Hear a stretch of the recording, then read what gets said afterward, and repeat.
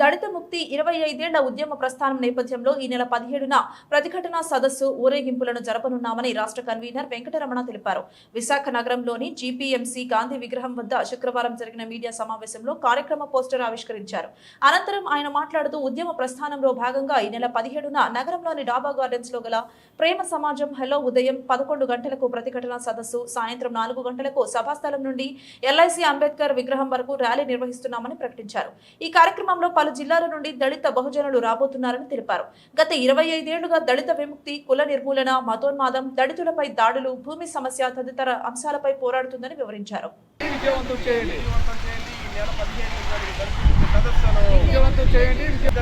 పోరాటాలు విజయవంతం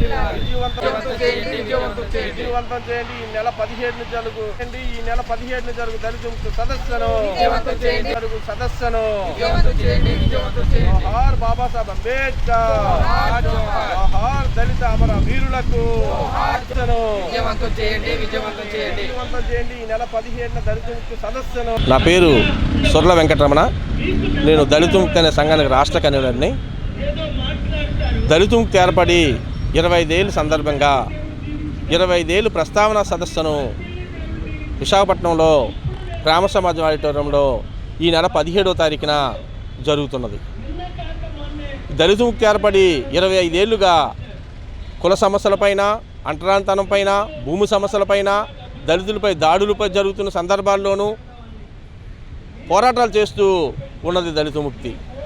అదేవిధంగా ఈ సమాజంలో జరిగేటువంటి అసమానతలకు వ్యతిరేకంగా ఒక నూతన సమాజం కోసం బాబాసాహెబ్ అంబేద్కర్, మహాత్మా జ్యోతిరావు పూలే లేదా అనేక మంది మేధావులు అమరుల యొక్క త్యాగాలను గుర్తుపట్టి అదేవిధంగా వాళ్ళ స్ఫూర్తిని తీసుకొని ఈ సమాజం కోసం, అసమానత లేని సమాజం కోసం పనిచేయడానికి దళిత ముక్తిగా ముందుకు పోతూ ఉన్నది.